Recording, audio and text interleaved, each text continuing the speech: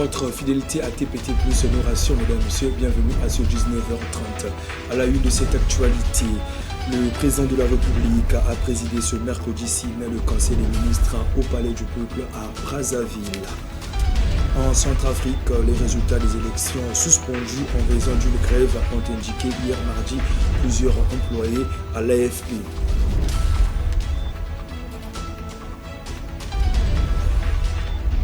C'était tout pour les titres, à présent les détails.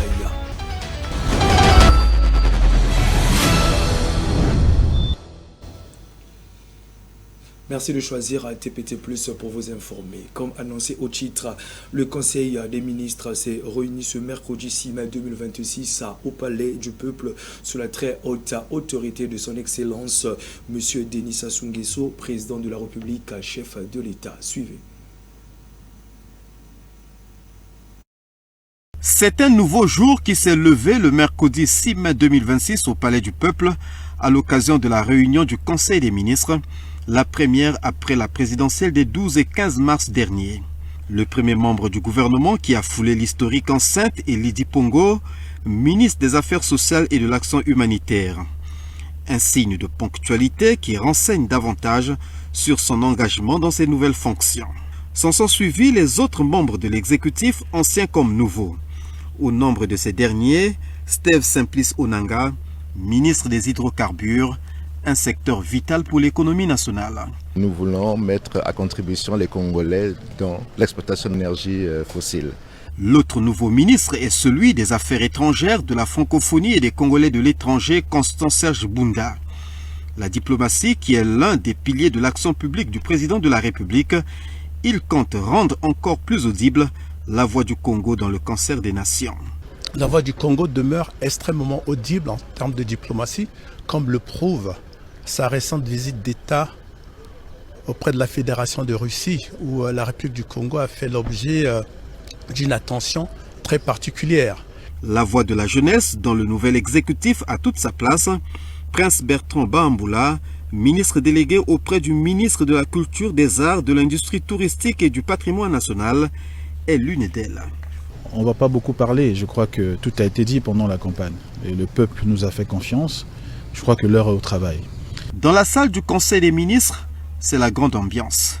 Les anciens ministres sont ravis de se rencontrer entre eux et de recevoir les nouveaux. Les nouveaux qui intègrent les rouages du pouvoir sont partagés entre euphorie et sentiment de responsabilité. 10 heures, le président de la République, Denis Sassou Nguesso, arrive au Palais du Peuple. Il est reçu par le ministre d'État, directeur du cabinet du président de la République, Florent Tchiba. C'est alors que commence la réunion du Conseil des ministres, occasion de prise de contact et d'orientation qui a à son ordre du jour 3 affaires à savoir, au titre du ministère des Finances, du Budget et du Portefeuille public, le projet de loi portant création de la Caisse des dépôts et consignations et le projet de décret portant apport en nature d'actifs acquis par l'État au profit de Congo Télécom et augmentation du capital.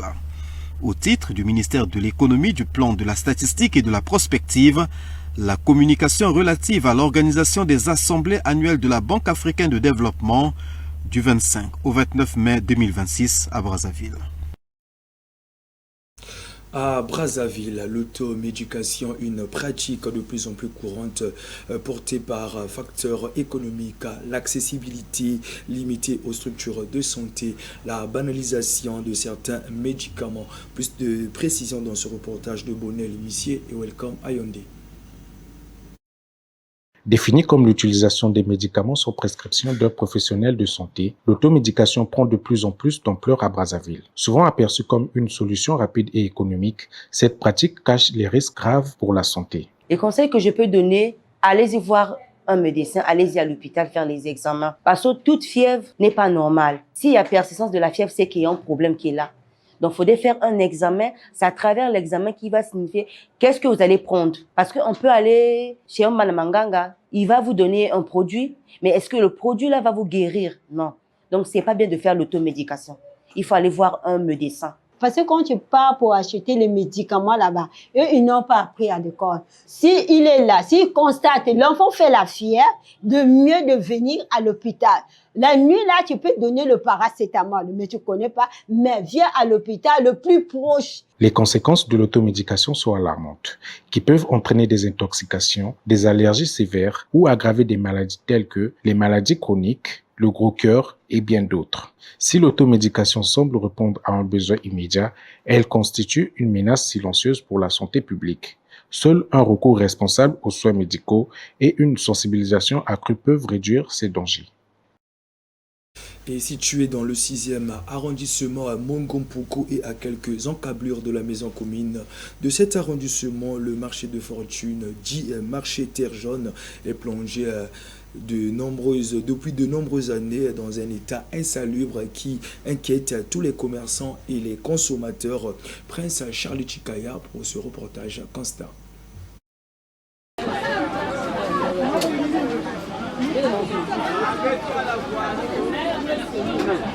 Érigé depuis plus d'une quinzaine d'années sur cette avenue qui cohabite avec ce ravin, le marché de fortune de terre jaune a subi les affres du temps, du manque d'entretien et d'une pression démographique croissante. Devenues trop exiguës, les vendeuses de ce marché partagent leur quotidien entre insalubrité et maladie. Les étals mal adaptés, d'autres à même le sol, laissent transparaître une insalubrité alarmante. Fruit, sans nul doute, de l'incivisme des populations environnantes. Leur seul souhait serait de bénéficier du nouveau programme de gouvernance du chef de l'État, accélérant la marche vers le développement. Certainement que celui-ci passe aussi par la modernisation de ces marchés de fortune, comme le souligne cette vendeuse.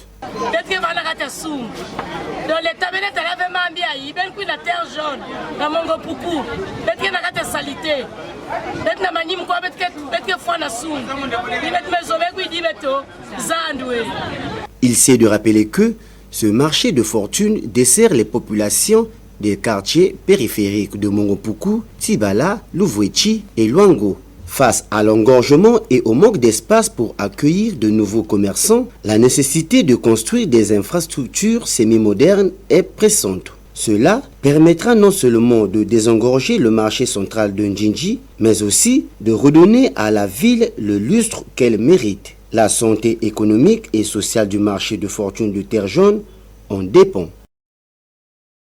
Et l'actualité en rappel, c'est aussi Michel Nguessimi, préfet du département du Niari, a donné le coup d'envoi des épreuves d'éducation physique et sportive du baccalauréat technique et professionnel, la session du 5 mai 2026 au lycée technique Jean Mabiala de Dolizy. Josephat Dekous pour ce reportage.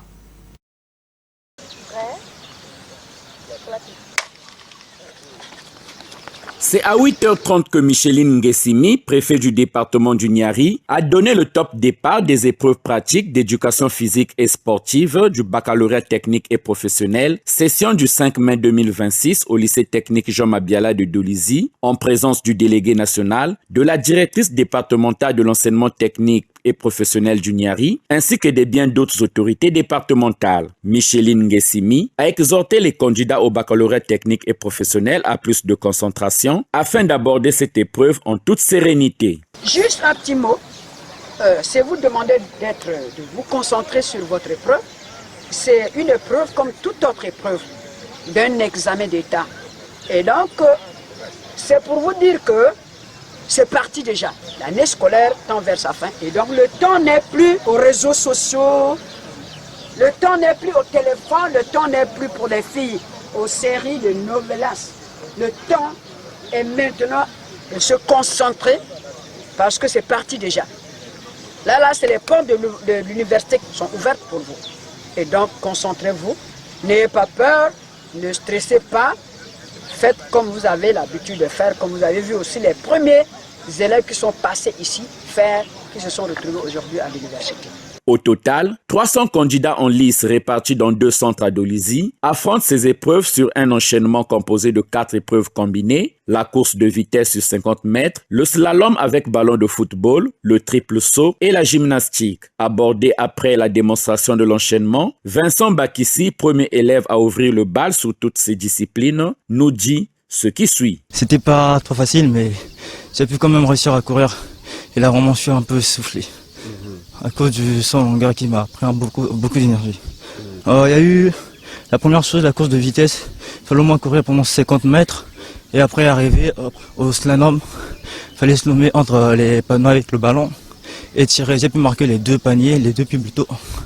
Et maintenant, il fallait contourner pour faire le saut en longueur. Oui, je suis sûr. Parce que en arrivant à la fosse, la dame m'a dit que c'était bien. Donc je crois au moins avoir bien couru. Et déjà, j'ai marqué les 2 paniers. Les 2 tirs plutôt, donc ça va déjà. Signalons que ces épreuves d'éducation physique et sportive annoncent déjà les couleurs des épreuves écrites du baccalauréat technique et professionnel qui se dérouleront du 2 au 6 juin 2026.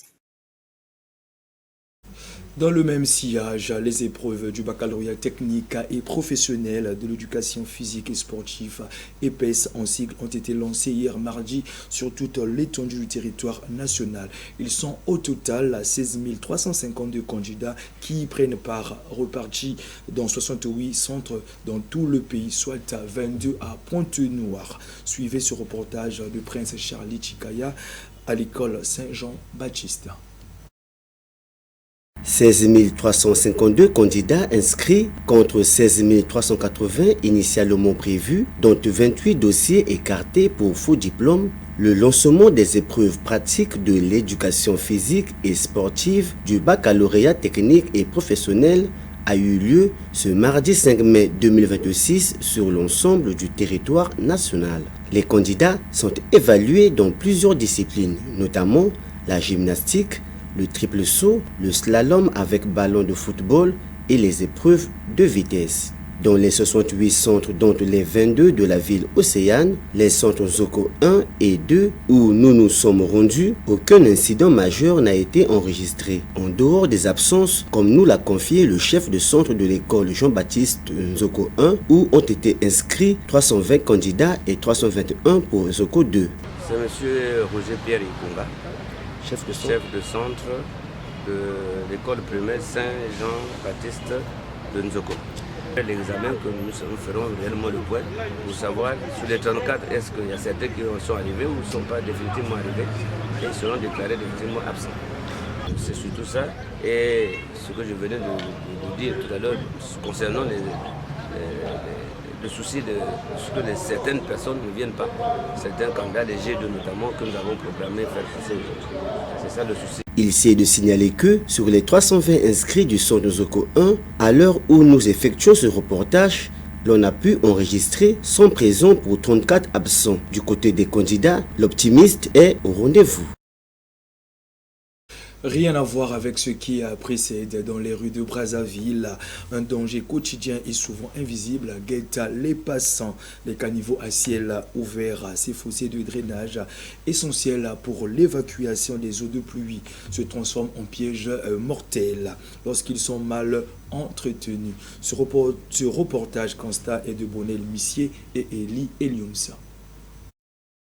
Conçus pour évacuer les eaux usées et pluviales, les caniveaux de la capitale congolaise se transforment progressivement en fossés dangereux à ciel ouvert. Enfants, motocyclistes et simples piétons y sont quotidiennement confrontés, au péril de leur sécurité. Sur le terrain, le constat est alarmant. Les caniveaux non couverts ou dégradés sont devenus le théâtre d'accidents répétés. Chutes, blessures et parfois drames surviennent, particulièrement en saison de pluie, lorsque l'eau masque les dangers. Dans plusieurs quartiers, notamment au Plateau et Mungali, ces ouvrages longent les routes et les habitations, sans protection adéquate.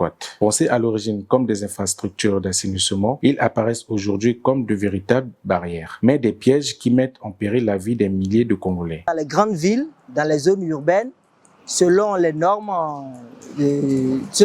techniques du bâtiment ou des travaux publics, les ouvrages qui sont les ouvrages d'assainissement doivent avoir des protections, parce que à défaut de ne pas avoir de protection, vous avez vu, il y a déjà Et les ordures qui est en train de boucher, maintenant quand il va pleuvoir, l'eau ne va pas pouvoir passer et puis il y aura de l'eau un peu partout sur la chaussée. Face à cette situation, la population appelle à une réaction urgente des autorités. Couvrir, réhabiliter et entretenir ces caniveaux devient une nécessité pour éviter de nouveaux drames. Parce que quand c'est ouvert, quelqu'un qui, s'il y a par exemple, s'il y a les coupures d'électricité fréquentes, les délestages de façon fréquente, ça peut faire en sorte que quelqu'un qui ne voit pas, il peut tomber dans les caniveaux. Et ça peut entraîner la mort, des blessures et beaucoup d'autres choses. Les caniveaux de Brazzaville ne doivent plus être ces cicatrices urbaines. Derrière chaque fissure, c'est une vie qui peut basculer. L'urgence n'est plus à constater, mais à agir. Toujours à Brazzaville, sur plusieurs axes, des chantiers mal signalés s'imposent aux usagers de la route, faute de balisage adéquat. Les zones de travaux deviennent de véritables dangers où chaque déplacement peut rapidement virer au risque d'accident. La question que l'on se pose, quelle est donc l'importance du balisage? Michel Opakwele et Eli Eliumsa. Circuler en ville devient parfois un parcours du combattant, surtout à l'approche des zones de travaux. À Brazzaville, les chantiers se multiplient, transformant le visage de la ville. Mais derrière cette dynamique, un danger silencieux s'installe, l'absence du balisage adéquat. Trop béant, matériaux abandonnés, absence de panneaux de signalisation, le décor est souvent le même. De jour comme de nuit, les usagers sont pris au piège, un instant d'inattention et c'est l'accident. Motocyclistes déséquilibrés, véhicules endommagés, piétons surpris, les conséquences sont bien réelles. Et pourtant, ces drames pourraient être évités avec des mesures simples, des panneaux visibles, des barrières solides, un éclairage suffisant, d'où l'importance du balisage de chantier. Le but du balisage d'une zone d'activité, c'est de nous informer de la présence d'un risque et de nous éloigner du danger auquel le risque est associé. À travers différents moyens qui servent à délimiter la zone d'activité, la zone à risque, et d'interdire l'accès à ces zones à risque-là. C'est le but du balisage d'une zone d'activité. Le balisage de chantier n'est pas un luxe, c'est une règle de base. C'est dans ce sens qu'il est primordial de connaître ses caractéristiques. 3 types de moyens de balisage en fonction de la durée du sentier.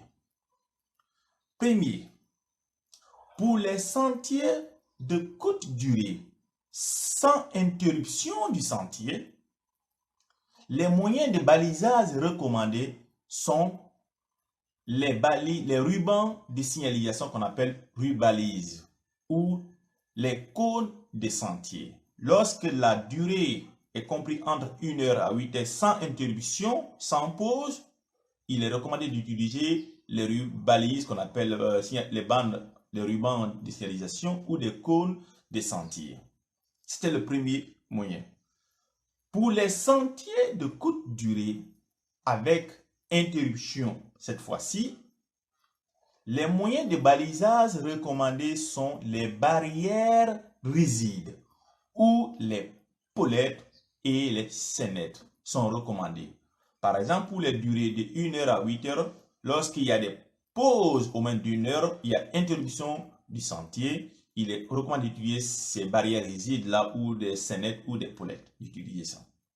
Troisième moyen, en fonction du sentier toujours, pour les sentiers de longue durée avec interruption du sentier, les moyens de balisage recommandés sont les grilles rigides.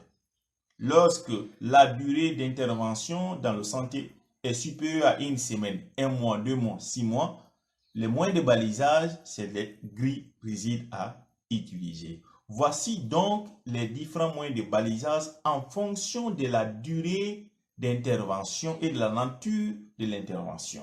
Laisser un chantier sans signalisation, c'est exposer délibérément la population au danger. Face à cette réalité, il est urgent d'agir, renforcer les contrôles, sanctionner les manquements et surtout, instaurer une véritable culture de la sécurité sur tous les chantiers. Un chantier bien balisé protège, un chantier négligé met en danger et sur nos routes, chaque vie compte. Et à l'étranger, la publication des résultats électoraux en République centrafricaine a été suspendue en raison d'une grève à l'autorité nationale des élections, ont indiqué mardi plusieurs employés à l'AFP. Plus de détails dans ce reportage. Initialement prévu le 3 mai, la publication des résultats provisoires du second tour des élections législatives municipales et régionales en Centrafrique a été suspendue en raison d'une grève des agents de l'autorité nationale des élections. Les informaticiens du centre de traitement des données de l'ANE refusent de les publier, étant qu'ils n'auront pas reçu le paiement de 2 mois d'arriérés de salaire. L'ensemble du personnel de l'ANE est touché par ce retard. Près de 70 circonscriptions étaient en jeu au second tour tenu le 26 avril. Le mouvement des Cœurs Unis au pouvoir a remporté 50 sièges au premier tour le 28 décembre. 20 autres sièges ont été gagnés par des indépendants et d'autres groupements politiques. Dans l'attente des résultats, Anis et Georges Dologuélé, qui contestent la réélection du président Touadéra, a été interpellé par la police à l'aéroport de Bangui mardi, alors qu'il s'est apprêté à embarquer sur un vol à destination d'Addis Abeba. L'ex-premier ministre avait déjà été interdit de quitter la République centrafricaine en mars 2021, alors qu'il tentait de se rendre en France pour des raisons médicales. Et nous saisirons le Conseil. Et en Syrie, suite à la fermeture du détroit d'Ormuz, les cargaisons de pétrole sont acheminées par camion depuis l'Irak vers la Syrie, puis expédiées vers les marchés européens via le port syrien de Bananias. Suivez. Des dizaines de camions-citernes transportant du pétrole irakien ont commencé lundi à entrer en Syrie par le poste frontière de Rabia Yaroubia, dans la province de Ninive. La plupart des véhicules étaient chargés de produits provenant des champs pétroliers et des raffineries de Kirkouk ou encore de Siniya.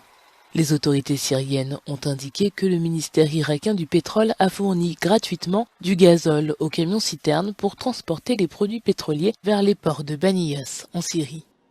Depuis que l'Iran a de facto fermé le détroit d'Ormuz, les cargaisons de pétrole sont acheminées par camion depuis l'Irak vers la Syrie, puis expédiées vers les marchés européens via le port syrien de Baniyas, contournant ainsi la route de Dormuz. Le poste frontière stratégique entre l'Irak et la Syrie a rouvert le mois dernier après avoir été fermé pendant plus d'une décennie. Et enfin, Toubatou Analyse, senior spécialiste du Moyen-Orient, s'exprime sur l'évolution de la situation dans le détroit d'Ormuz. Selon le spécialiste, l'intention de l'Iran est claire, frapper tout navire transitant par le passage sans respecter les règles. Suivez. Alors que le conflit au Moyen-Orient dure depuis plus de 2 mois, la situation dans le détroit d'Ormuz est dans l'impasse. Les États-Unis maintiennent leur blocus sur les ports iraniens et affirment vouloir escorter tous les navires commerciaux qui souhaitent traverser le passage. De son côté, l'Iran menace de frapper tout bateau qui tenterait la traversée sans son accord. Selon cet analyste, la situation autour du détroit d'Ormuz reste incertaine. Nous avons assisté à une recrudescence des attaques contre des installations à terre. Du point de vue de l'Iran, l'intention est donc très claire. Ils ont bien l'intention de frapper tout navire transitant par le détroit d'Ormuz qui ne suit pas la route approuvée par l'Iran, comme nous l'avons vu se développer au cours des dernières semaines. La situation est donc quelque peu incertaine pour les compagnies maritimes.